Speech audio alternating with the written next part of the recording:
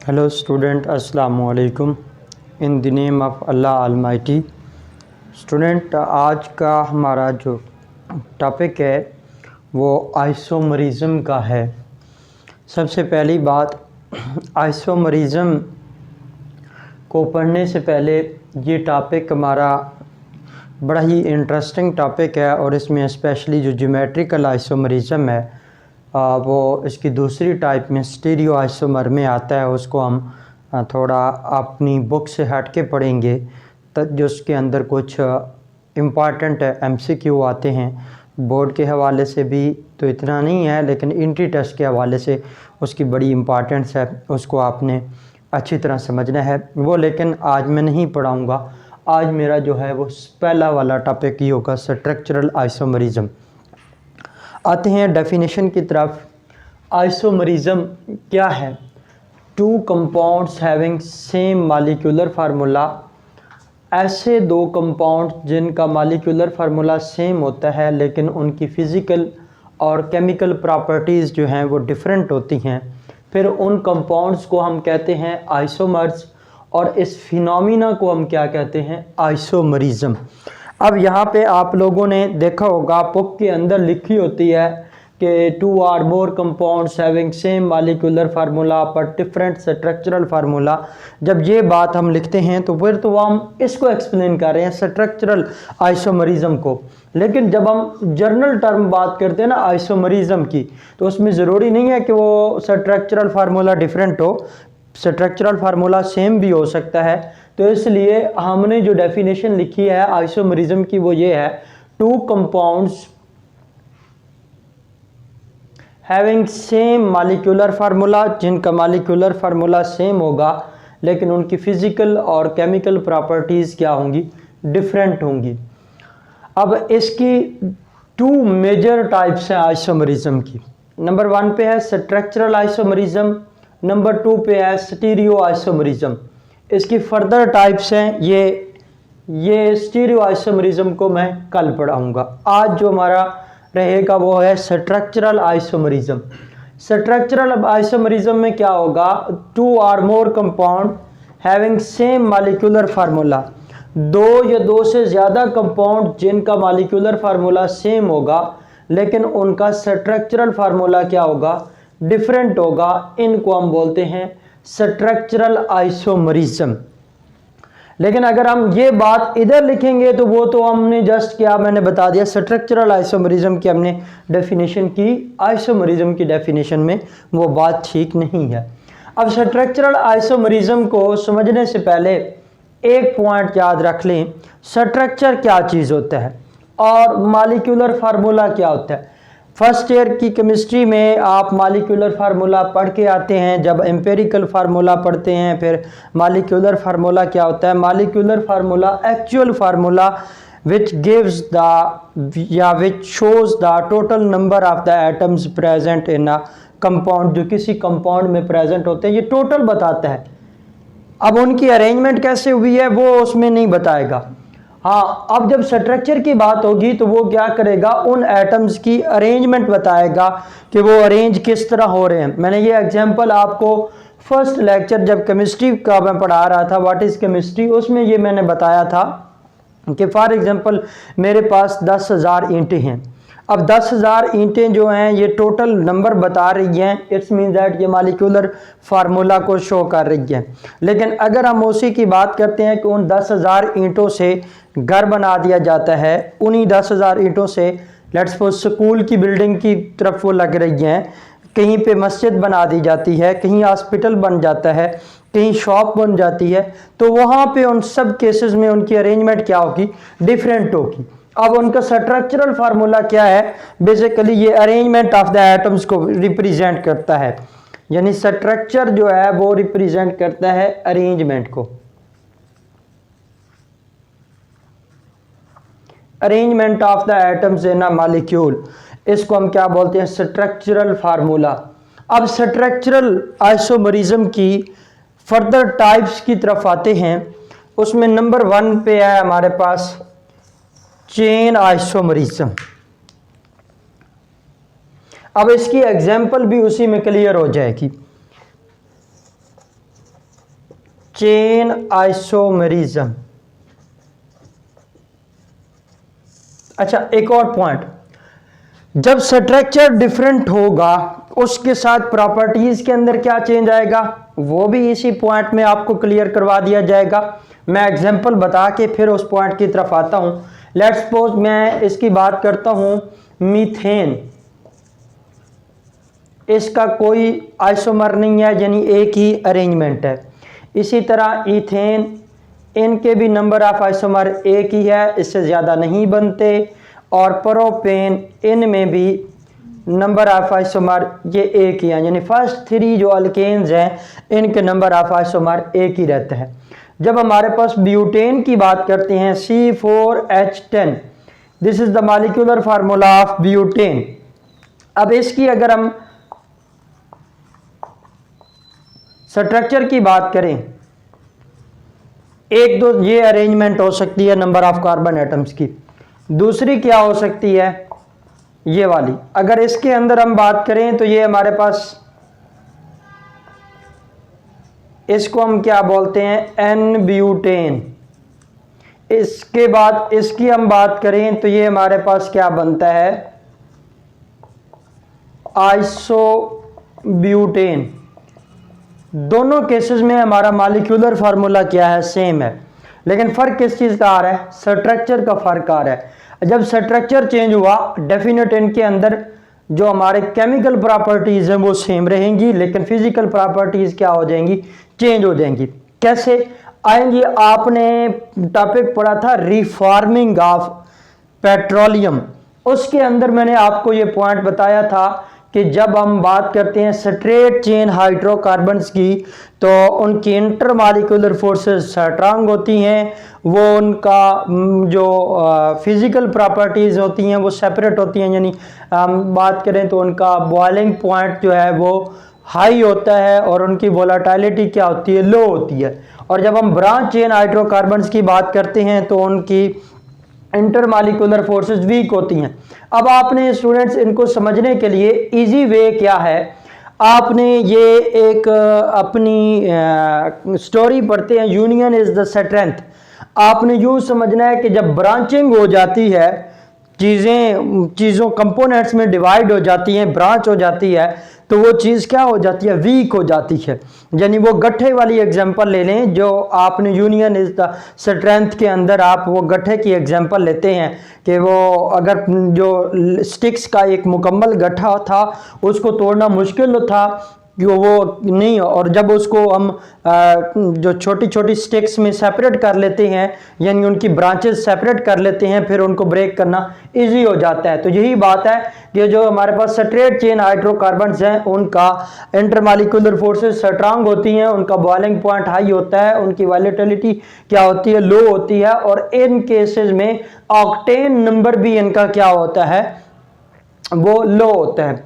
और इसी तरह इनका इंटरमॉलिक्यूलर फोर्सेस वीक हैं, जब वो ब्रांच चेन में गया इंटरमॉलिक्यूलर फोर्सेस वीक हैं, ब्रांच चेन बन गया, जो बॉइलिंग पॉइंट हो गया वो लो हो गया और उसकी वोलेटिलिटी क्या हो गई, हाई हो गई, और उसके साथ ही उसका जो ऑक्टेन नंबर था वो क्या हो जाता है, हाई हो जाता है। वो इसकी बात नहीं कर रहा, वो कार्बन 6 से आगे की बात कर रहा था जो रिफॉर्मिंग के अंदर हमने पढ़ा था, उसी से ये आपने पॉइंट याद रखना है। और इसी तरह आपने ये पॉइंट याद रखना है कि जैसे जैसे number of carbon atom increase करते हैं, नंबर ऑफ कार्बन एटम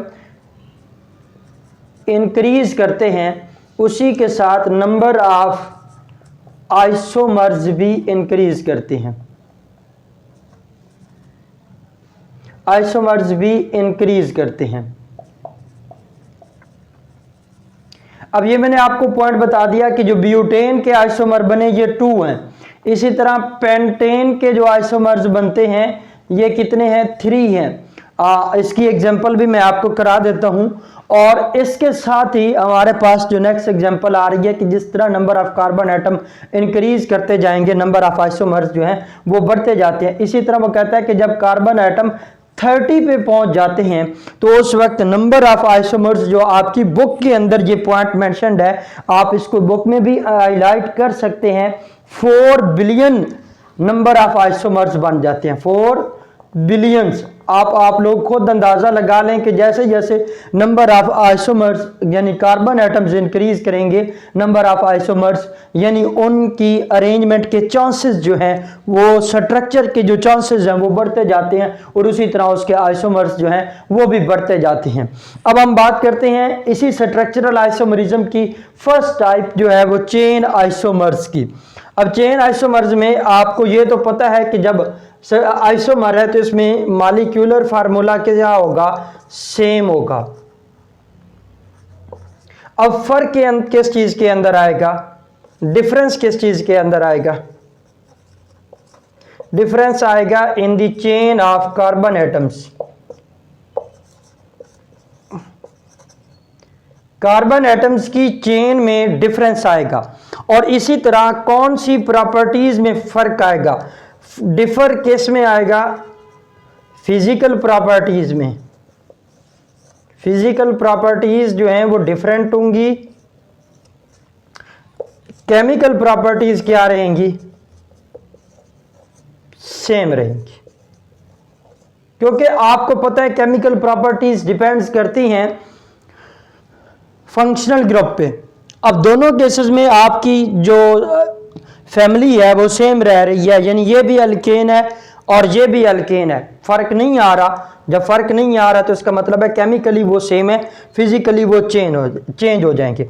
और इसी केस में अगर हम पेंटेन के नंबर ऑफ आइसोमर्स की बात करें तो वो हमारे पास 3 है, और इसकी एग्जांपल ये भी आप फिट कर सकते हैं जैसे ब्यूटेन है। अब इसमें देखें दोनों का फंक्शनल मॉलिक्यूलर फार्मूला सेम है, दोनों के अंदर फर्क किस चीज का आ रहा है, चेन का फर्क आ रहा है। यहां पे जो चेन बन रही है एन ब्यूटेन के अंदर वो स्ट्रेट चेन है, और आइसोब्यूटेन के अंदर जो चेन बन रही है वो क्या है, ब्रांच चेन है, और उसी तरह उसकी प्रॉपर्टीज भी चेंज हो जाएंगी। पेंटेन की बात करें तो इसका फार्मूला है C5H12।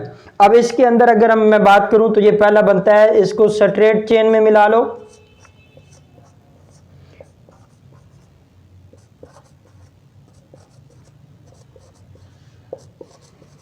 इसका नेम बनता है एन पेंटेन। दूसरा हमारे पास जो बनेगा वो है आइसोपेंटेन।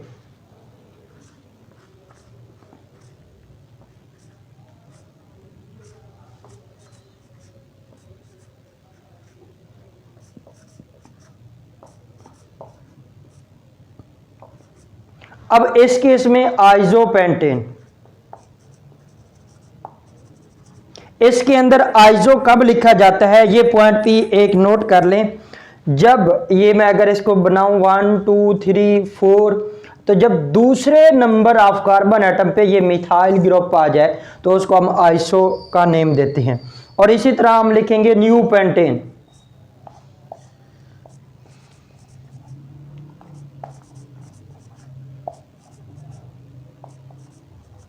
ये हमारे पास न्यू पेंटेन। न्यू पेंटेन में क्या है कि जब सेकेंड नंबर कार्बन पे 2 मिथाइल ग्रुप आ जाए, ये 2 मिथाइल ग्रुप आ जाए तो फिर इस केस में उसका नेम क्या बनता है, न्यू का वर्ड ऐड होता है, न्यू पेंटेन। और ये एमसीक्यू में पूछा जा सकता है कि न्यू पेंटेन में नंबर ऑफ मिथाइल ग्रुप कितने होते हैं, 2 होते हैं, और वो सेकंड कार्बन पे होने चाहिए। जब सेकंड कार्बन पे नंबर ऑफ मिथाइल ग्रुप 2 आ जाएंगे तो उसके नेम के साथ हम न्यू लिखते हैं, और जब एक आ जाएगा मिथाइल ग्रुप तो उसके नेम के साथ हम आइसो लिखते हैं। अब इस केस में तीनों की केसेस की बात करें तो तीनों का जो हमने मॉलिक्यूलर फार्मूला लिखा वो सेम है, और तीनों केसेस में जो चेन की नेचर आ रही है, डिफरेंस किस में आ रहा है, in the chain of carbon atoms. Carbon atoms की चेन जो है वो फर्क कर गई है तीनों के अंदर, तो इसको हम बोलते हैं चेन आइसोमरिज्म। इसको नोट कर लें, फिर नेक्स्ट स्टार्ट करते हैं।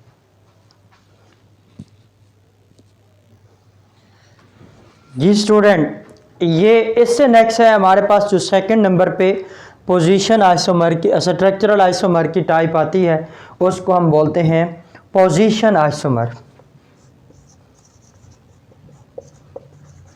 Position isomers.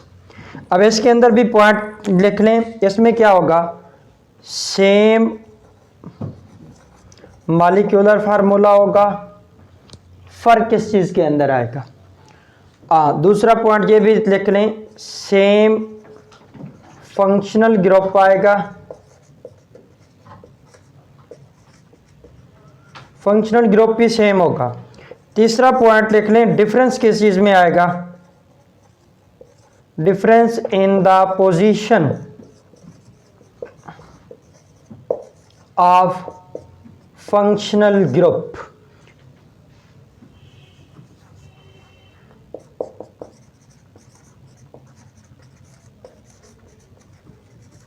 फंक्शनल ग्रुप उसकी पोजीशन में क्या होगा, डिफरेंस आएगा। अब इसके अंदर अगर हम प्रॉपर्टीज की बात करें तो केमिकल प्रॉपर्टीज किस पे डिपेंड करती थी, फंक्शनल ग्रुप पे डिपेंड करती हैं। जब फंक्शनल ग्रुप सेम है तो केमिकल प्रॉपर्टीज क्या होंगी, ये चौथा पॉइंट बना लें, केमिकल प्रॉपर्टीज क्या होंगी, ये सेम होंगी, और फिजिकल प्रॉपर्टीज क्या होंगी, वो डिफरेंट होंगी।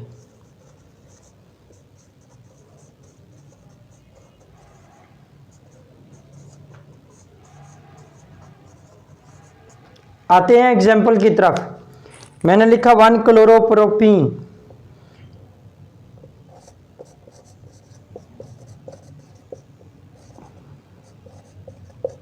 ये Cl। अब देखें यहां पे जो हमारा फंक्शनल ग्रुप है वो हैलोजन है, क्लोरीन, ये किस कार्बन के साथ अटैच है, कार्बन नंबर 1 के साथ। और नंबरिंग हम स्टार्ट भी उस साइड से करते हैं जिस साइड से फंक्शनल ग्रुप को लीस्ट नंबर मिले। तो ये क्या बनेगा, 1 क्लोरोप्रोपेन। इसी तरह ये इस सेकंड कार्बन पे अगर आ जाता है तो फिर इसका क्या फंक्शनल ग्रुप होगा, यहां पे एक हाइड्रोजन। अब दोनों केसेस में आप नंबर ऑफ कार्बन एटम को काउंट कर लें, हाइड्रोजन को काउंट कर लें, क्लोरीन को काउंट कर लें, दोनों केसेस में number of carbon atom, hydrogen atom और क्लोरीन एटम सेम है। फर्क किस चीज का आ रहा है, यानी उसके अंदर इसमें भी आपका फंक्शनल ग्रुप हैलो ग्रुप है, इसमें भी फंक्शनल ग्रुप हैलो ग्रुप है, दोनों में फंक्शनल ग्रुप भी सेम है। फर्क किस चीज के अंदर आ रहा है, यहां पे जो फंक्शनल ग्रुप है वो कार्बन 1 पे आ रहा है और यहां पे फंक्शनल ग्रुप कार्बन 2 पे आ रहा है। तो डिफरेंस किस चीज के अंदर आया, इन the position of functional group. तो 1 क्लोरोप्रोपेन था, ये क्या बनेगा, 2 क्लोरोप्रोपेन। इसी तरह अगर हम डबल बॉन्ड फंक्शनल ग्रुप की बात करें तो ये देखें 1 2 3 4, यहां पे अगर डबल बॉन्ड आ जाता है, कार्बन की वैलेंसी को जस्टिफाई कर देंगे, ये 2 1 एक आ जाएगा, ये बन गया 1 ब्यूटीन। और इसी तरह 2 कार्बन के बीच में अगर डबल बॉन्ड आ जाता है तो ये हमारे पास क्या बन गया, 2 ब्यूटीन। इन दोनों केसेस में आप देखें हमारा फंक्शनल ग्रुप डबल बॉन्ड है, वो फंक्शनल ग्रुप भी सेम है, नंबर ऑफ कार्बन एटम भी सेम है, नंबर ऑफ हाइड्रोजन एटम भी हमारे पास सेम है। फर्क किस चीज के अंदर आया है, position of the same functional group. इसमें हमारे पास जो डबल बॉन्ड फंक्शनल ग्रुप की पोजीशन है वो 1 कार्बन के बाद है, यानी 1 पोजीशन पे है, और इसमें वो किस पोजीशन पर है, 2 पोजीशन पे है। इसके बाद हमारे पास नेक्स्ट टाइप है, ये हमारे पास सेकेंड टाइप थी पोजीशन आइसोमर की। नंबर 4 पे, नंबर 3 पे हमारे पास जो आता है इसकी टाइप, वो आ जाता है फंक्शनल ग्रुप आइसोमरिज्म।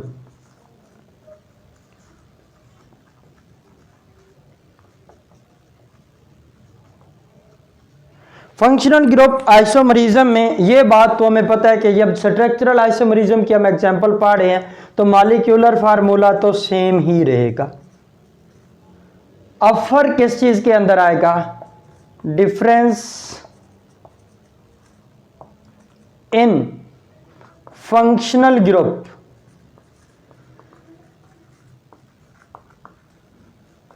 अब मॉलिक्यूलर फार्मूला सेम रहेगा, फंक्शनल ग्रुप जो है वो चेंज हो जाएगा। अब इसकी एग्जांपल में आते हैं, फिर हम इसके साथ ही इसकी केमिकल प्रॉपर्टीज या फिजिकल प्रॉपर्टीज की बात करते हैं। तो केमिकल प्रॉपर्टीज तो इसके अंदर क्या होंगी, जब फंक्शनल ग्रुप आपके अंदर डिफरेंस आ गया है तो chemical part of the group या कंपाउंड वो कौन रिप्रेजेंट करता है, functional group basically chemical part of organic compound होता है। तो फिर केमिकल प्रॉपर्टीज क्या होंगी, केमिकल प्रॉपर्टीज जो हैं वो क्या हो जाएंगी, ये डिफर कर जाएंगी, ये सेम नहीं होंगी। अब इसी तरह मेरे पास ये दो एग्जांपल ले लेते हैं, मोस्टली तौर पर ये ईथर और अल्कोहल के अंदर बात करेंगे। हाँ, अल्कोहल में एक पॉइंट याद रखना है आपने कि मेथानॉल नहीं होना चाहिए। मेथानॉल का ईथर के साथ कोई फंक्शनल ग्रुप जो है वो नहीं बनता, क्योंकि इसमें नंबर ऑफ कार्बन एटम एक है और ईथर में कम से कम जो नंबर ऑफ कार्बन एटम होते हैं वो 2 होते हैं। मिसाल के तौर पर अगर मैं इसकी बात करूं तो ये CH3OCH3 ये हमारे पास ईथर को रिप्रेजेंट कर रहा है। अल्कोहल की बात करूं तो CH3CH2OH। इन दोनों केसेस में आप देखें दोनों का जो मॉलिक्यूलर फार्मूला कलेक्टिव बन रहा है वो क्या है, C2H6O। अब दोनों का मॉलिक्यूलर फार्मूला सेम है, लेकिन अगर फंक्शनल ग्रुप की बात करें तो इसमें फंक्शनल ग्रुप जो है वो किसको कौन सा फैमिली को रिप्रेजेंट कर रहा है, ईथर को रिप्रेजेंट कर रहा है। और इसमें कौन है, ईथर लिंकेज है और इसमें क्या है, हाइड्रोक्सिल ग्रुप है। और अगर हाइड्रोक्सिल ग्रुप R के साथ लगा हो तो वो अल्कोहल को रिप्रेजेंट करता है। अब इन दोनों केसेस में क्योंकि फंक्शनल ग्रुप जो है वो डिफरेंट है, तो फंक्शनल ग्रुप के डिफरेंस होने की वजह से इनमें किस चीज का फर्क आएगा, केमिकल प्रॉपर्टीज जो हैं वो चेंज हो जाएंगी। अब इसी तरह इसकी फर्दर इससे नेक्स्ट जो है हमारे पास वो टाइप जो बनती है वो है टाटोमरिज्म। इसको देख लें फिर नेक्स्ट स्टार्ट करते हैं।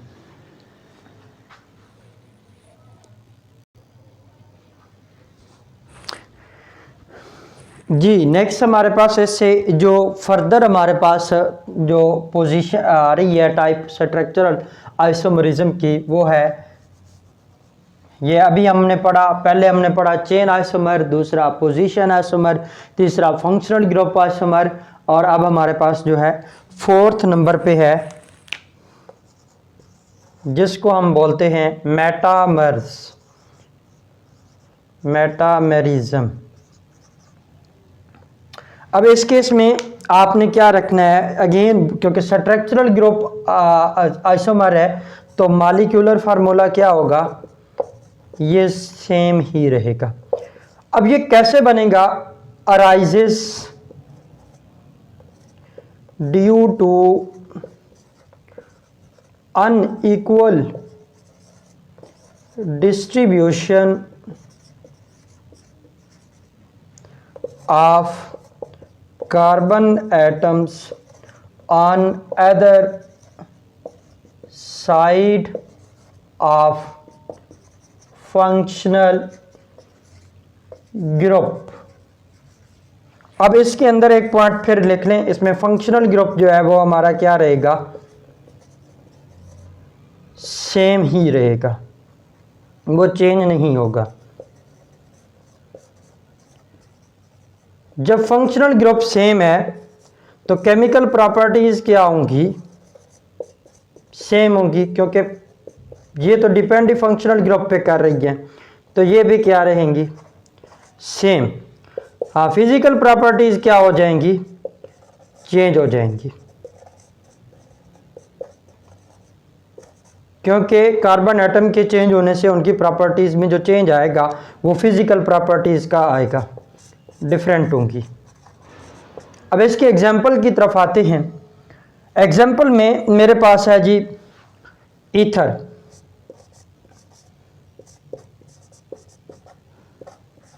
OCH2CH3। अब यहाँ पे देखें, यहाँ पे भी हमारे पास नंबर ऑफ कार्बन एटम 2 हैं, इधर भी नंबर ऑफ कार्बन एटम 2 हैं और बीच में हमारे पास फंक्शनल ग्रुप है। इसी का अगर मैं यहाँ पे लिखता हूँ ये CH3CH2CH2O और ये CH3। अब इस केस में देखें तो यहाँ पे नंबर ऑफ कार्बन एटम 3 है और इधर क्या है, 1 है। इसकी बात नहीं कर रहा, यहाँ पे तो दोनों वो सेम है। हम यहाँ पे बेसिकली ये और ये एक दूसरे के आइसोमर्स हैं। अब इन दोनों केसेस में देखें तो यहाँ पे number of carbon atoms linkage, ether linkage के दोनों अतराफ में सेम है। अगर इधर हम बात करें तो यहाँ पे नंबर ऑफ कार्बन एटम 3 है और इधर नंबर ऑफ कार्बन एटम जो है वो 1 है। अनइक्वल डिस्ट्रीब्यूशन हो रही है between carbon atom on other side of the functional group. तो ये हमारे पास जो आ रहे हैं ये कौन सी एग्जांपल में बन रहे हैं, यहाँ पे अगर हम बात करें तो ये हमारे पास बनता है डाई इथाइल ईथर इसका नेम, और इसका क्या बनता है ethyl methyl ether, sorry propyl methyl ether बनेगा। तो ये बनेगा मिथाइल, ये एन प्रोपाइल ईथर। और ये मोस्टली तौर पर जो हमारे पास ये मेटामरिज्म आता है ये कौन सी फैमिली देते हैं, कीटोन, बाकी भी दे सकते हैं, कीटोन ज़्यादा देते हैं और ईथर देते हैं, ये मेटामरिज्म शो करते हैं। ये ऑर्गेनिक कंपाउंड मोस्टली हमारे पास मेटामरिज्म शो करते हैं। अच्छा, इसी तरह इसकी एक और एग्जांपल ले लेते हैं, ये ईथर की थी, केटोन की ले लेते हैं।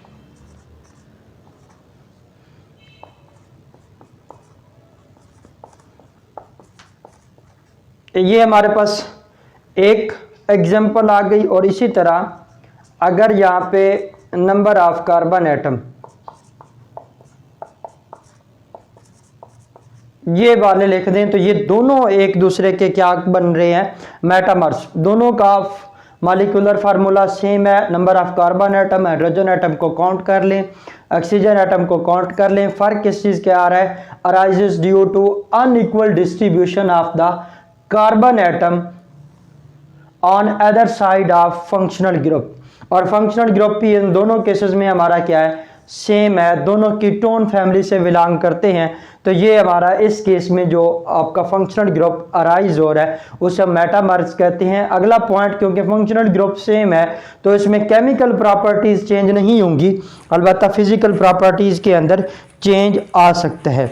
और अगर इसको हम नेम दें तो ये हमारे पास बनता है 2, क्योंकि सेकंड पोजीशन पे आ गया 2 पेंटेनॉन। इनके नेम जो है वो आपको आगे पता चल जाएंगे जब आपको चैप्टर नंबर 12 में पढ़ाया जाएगा, तो उसके फंक्शनल ग्रुप। इसका नेम क्या बनता है 3 पेंटेनॉन। और आखिरी हमारे पास इसके बाद फर्दर जो हमारी आखिरी टाइप आ गई है वो किस चीज़ के अंदर आ रहा है, टाटोमरिज्म। और ये बड़ा शॉर्ट क्वेश्चन जो है बड़ा इंपॉर्टेंट है, मेटामरिज्म और टाटोमरिज्म का। ये अक्सर जो है बोर्ड के पेपर में ये शॉर्ट क्वेश्चन आपसे पूछ लिया जाता है।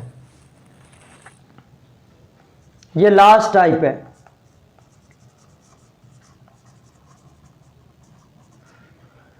टाटोमरिज्म में ऑफ कोर्स मॉलिक्यूलर फार्मूला क्या रहेगा, सेम। फर्क किस चीज के अंदर आएगा, due to difference in the position of hydrogen. Hydrogen की पोजीशन को चेंज किया जाएगा।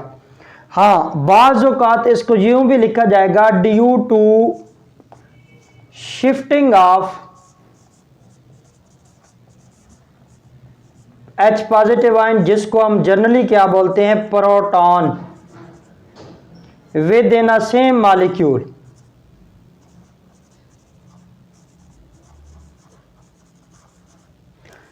ये हमारे पास टाटोमरिज्म है। और ये मोस्टली तौर पर अमाइनो एसिड में भी आता है, कीटोइनोल में भी आता है। उसकी एग्जांपल की तरफ आते हैं। ये एग्जाम्पल है जी RCHCOOH और ये NH2। इसको हम बोलते हैं अमाइनो एसिड। क्यों बोलते हैं, क्योंकि इसमें कार्बोक्सिलिक ग्रुप भी मौजूद है और अमाइनो ग्रुप भी मौजूद है। दोनों ग्रुप मौजूद होने की वजह से इसको हम बोलते हैं अमाइनो एसिड। अब अमाइनो एसिड आपको पता है ये प्रोटीन के बिल्डिंग ब्लॉक्स हैं। इनके अंदर कौन कौन से एलिमेंट आते हैं, कार्बन, हाइड्रोजन, ऑक्सीजन, नाइट्रोजन आते हैं। और ये अमाइनो एसिड की दो टाइप्स होती हैं, एसेंशियल अमाइनो एसिड भी होते हैं, नॉन एसेंशियल अमाइनो एसिड भी होते हैं, लेकिन इनमें टाइप जो है वो डिफरेंस होते हैं। अभी हमारा उस पर बात नहीं है। और इसके अंदर एक इक्विलिब्रियम अराइज होता है। जब ये इक्विलिब्रियम होता है तो ये क्या बनता है, RC, ये HCOO नेगेटिव और ये NH3 पॉजिटिव। अब यहां से प्रोटॉन की शिफ्टिंग किधर हुई, इसके पास क्यों हुई, देखें इसके साथ एक स्ट्रांग इलेक्ट्रोनेगेटिव एटम था, इसके पास लॉन पेयर होने की वजह से ये इस प्रोटॉन को एक्सेप्ट कर लेता है। तो ये विद इन अ मॉलिक्यूल ही क्या हुई है, पोजीशन ऑफ हाइड्रोजन को हमने चेंज कर दिया। यहाँ पे पोजीशन हाइड्रोजन की ये थी, अब वो यहाँ से यहाँ पे आ किया। या दूसरे लफ्जों में क्या बनता है, due to shifting of proton within a same molecule. ये जो हमारे पास आयन बना है जिसके अंदर इस पॉजिटिव आयन भी है और नेगेटिव आयन भी है, इसको हम ज़वीटर आयन बोलते हैं। और ये अमाइनो एसिड के बाद जब उसमें ये इक्विलिब्रियम एस्टेब्लिश होता है, ये दोनों प्रोसेस एक ही वक्त में चल रहे होते हैं और इसको हम बोलते हैं ज़वीटर आयन। और इसमें को हम क्या बोलते हैं, tautomerism due to shifting of the proton within a same molecule. अब इसके साथ ये जो है हमारे पास एसीटोन, कीटोन के अंदर भी ये प्रोसेस जो है वो हो सकता है। किस तरह, कीटोन का फार्मूला ये मैं लिखता हूं CH3CO, ये CH3। अब यहां से ये प्रोटॉन की शिफ्टिंग अगर हम कर दें तो ये बनता है H3C, ये COH, और यहां पे बन गया डबल बॉन्ड, ये बन गया CH2। ये जो कीटोइनोल बोलते हैं इसको हम, कीटोइनोल, इसके अंदर भी क्या चीज पैदा हुई है, टॉटोमरिज्म है, क्योंकि यहाँ पे प्रोटॉन की शिफ्टिंग हुई है from one side to other side within a same molecule. तो इसे हम टॉटोमरिज्म कहते हैं। और इसके अंदर जो फंक्शनल ग्रुप, ये आपकी प्रॉपर्टीज जो हैं वो चेंज हो जाएंगी। अब इसके अंदर मॉलिक्यूलर फार्मूला क्या रहेगा, सेम रहेगा। हाँ, कल हमारे पास जो आगे टॉपिक आ रहा है वो स्टीरियो आइसोमरिज्म है, और वो उसमें ज्योमेट्रिकल आइसोमरिज्म हम पढ़ेंगे, जो आपके सिलेबस के रिलेटेड है, ज्योमेट्रिकल आइसोमरिज्म। और उसमें कुछ हमारे ऐसे पॉइंट्स हैं जो बुक में नहीं है और एंट्री टेस्ट के हवाले से वो क्वेश्चन पूछे जाते हैं, वो इंशाल्लाह ताला आपको कल जो है वो कल के लेक्चर में बताए जाएंगे। आप लोग अभी तक ये इतना ही काफ़ी था। स्ट्रक्चरल आइसोमरिज्म की 5 टाइप थी, आज वो मैंने आपको कंप्लीट पढ़ा दिया है। आज तक के लिए इतना ही काफ़ी। वमा अलैना इल्लल बलागुल मुबीन।